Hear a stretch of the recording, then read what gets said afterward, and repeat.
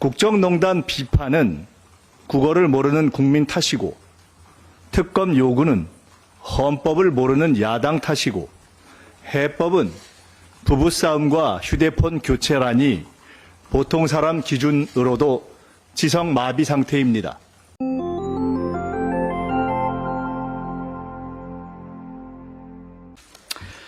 거짓말과 변명으로 일관한 담화, 윤석열 대통령은 대통령 자격이 없습니다. 오늘 윤석열 대통령의 대국민 담화가 있었습니다. 한마디로 처참하고 참담한 담화였습니다.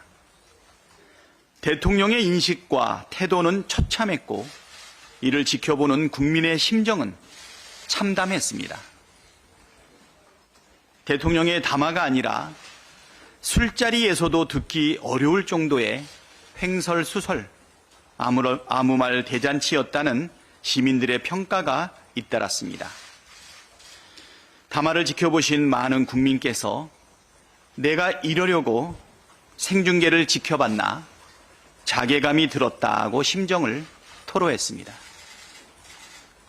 이번 담화를 정리하면 첫째, 철저하게 거짓말과 변명으로 일관한 담화였습니다. 명태균 과의 통화 육성이 만천하에 공개되었는데도 공천 개입과 공천거래 사실을 뻔뻔하게 부인하고 국정농단 의혹에 대해서도 어물쩍 넘어가려 했습니다. 자신은 김건희 여사에게 휴대폰을 보자고 말도 꺼내지 못하는데 김건희 여사는 대통령의 휴대폰으로 문자 답장을 보냈다. 앞으로 부부싸움 많이 하겠다는 말밖에 남지 않은 역사상 최악의 담화였습니다. 특히 윤석열 대통령은 김건희 특검이 헌법에 반한다는 황당무계한 주장까지 했습니다. 특검이 3건 분립 위배라면서 정작 자신은 왜 박근혜 전 대통령을 수사하는 특검에 참여했습니까? 죄 지었으니 특검을 거부하는 것이라던 자신의 말 그대로 죄를 지은 게 많아서 특검을 거부하는 것으로밖에 달리 설명할 길이 없습니다.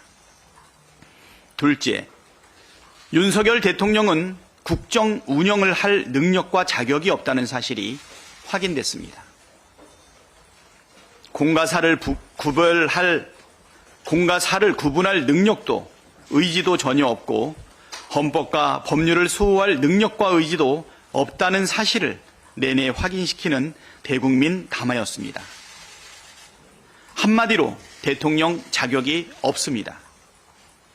우리 국민께서는 더 이상 윤석열 대통령을 용납하지 않을 것입니다. 김건희 특검의 필요성과 정당성이 명확하게 확인됐습니다. 민주당은 반드시 김건희 특검을 관철하겠습니다. 민심을 거부하는 정치는 존재할 이유도 가치도 없습니다. 국민의힘도 김건희 특검에 적극 협조하길 강력하게 촉구합니다. 민심을 따를 것인지 용산 권력과 함께 몰락할 것인지 한동훈 대표는 이제 결단하십시오. 더 이상 숨을 곳도 없습니다. 국정마비의 확인사살이었습니다. 현 대통령이 정상국정은커녕 정상사고와 정상소통이 불가능한 비정상 상태임이 확인된 회견이었습니다. 국정농단 비판은 국어를 모르는 국민 탓이고, 특검 요구는 헌법을 모르는 야당 탓이고, 해법은 부부싸움과 휴대폰 교체라니 보통 사람 기준으로도 지성 마비 상태입니다.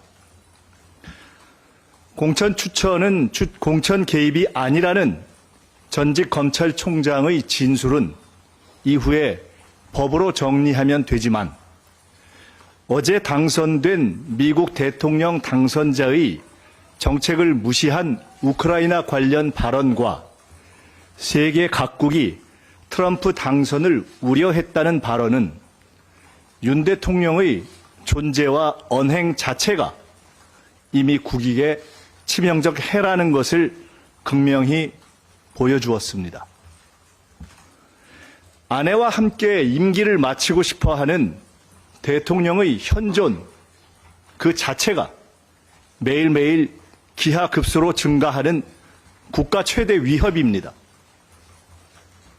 목적도 내용도 정리 안 된 급조회견을 통해 조중동의 고언도, 여당 대표의 재언도, 당정의 조율도, 대통령실의 정무 보좌 기능도 무용지물임이 확인되었고, 대통령을 당선시킨 국민은 대통령에 대한 향후 조치를 놓고 깊은 고민이 불가피해졌습니다.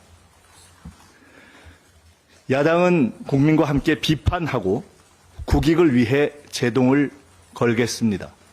근본적 해법은 국민께 맡깁니다. 국회와 광장에서 국민 여러분의 말씀을 듣겠습니다. 한동훈 대표의 시간도 종료 직전입니다. 함께 쓸려갈지 국민 편으로 넘어올지 판단하시길 권합니다. 보수 언론의 충고라도 깊이 새기며 나라와 보수를 살릴 마지막 고비에 의인 10명의 양식과 애국을 기대합니다. 대한민국이 뽑았던 대통령은 문제가 뭔지 모르고 말이 안 통하고 무능을 넘어 국익의 최고 걸림돌이 되었습니다. 국민 여러분의 현명한 판단을 부탁드립니다.